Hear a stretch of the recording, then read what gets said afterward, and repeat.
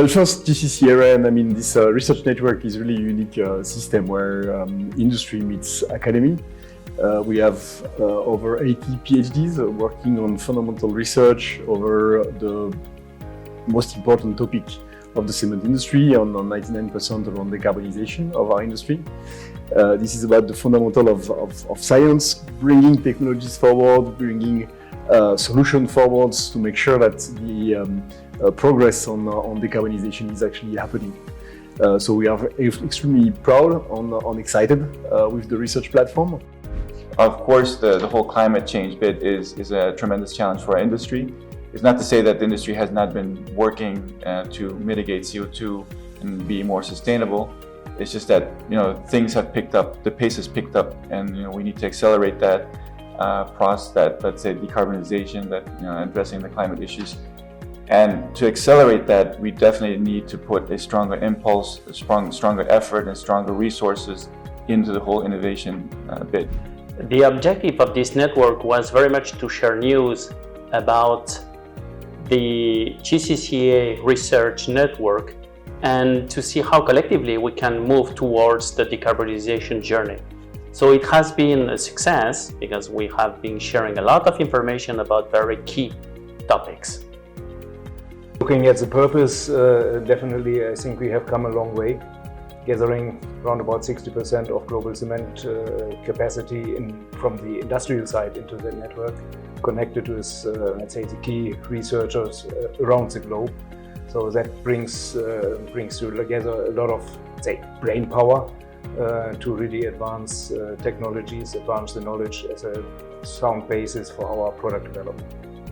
Well, I think it really brings together the leading academic groups with different disciplines together to really tackle the hard fundamental questions related to cement and concrete, because we need to understand these questions in order to go further with the decarbonization measures.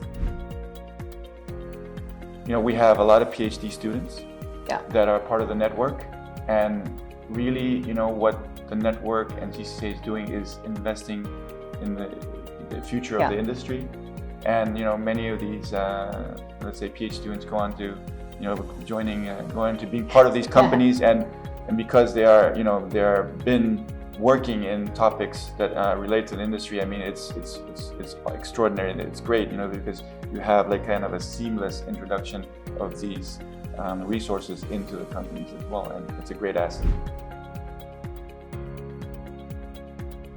I'm an industrial mentor for the core project 567, who is based on the linking between the calcined clays and the performance on the calcined clays in the cement. From the academic viewpoint, this project has had several achievements. First of all, we have been able to understand better the calcination, the impact of calcination on the properties of calcined clays. Further, we have been able to understand the rheology and the mechanisms determining the rheology of cementitious systems containing calcined clays. And also we are learning a lot about the hydration and the impact on the properties of the cements containing calcined clay and limestone.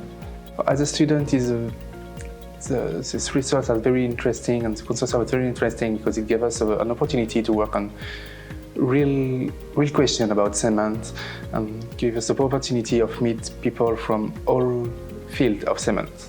There is actually this very strong mix of people. There is a lot of information that you can extract from the very rich discussions that take place in these spring weeks and all along the year. We have a panel of 450 people, 450 scientists coming from more than 50 universities around the planet, enriched by the experience of the industrials from the different areas. Potential is huge, and I see the potential with more companies joining our network, with more academics and the best one joining the network. And this is now. We need to make it happen now. This is the decade to make the change.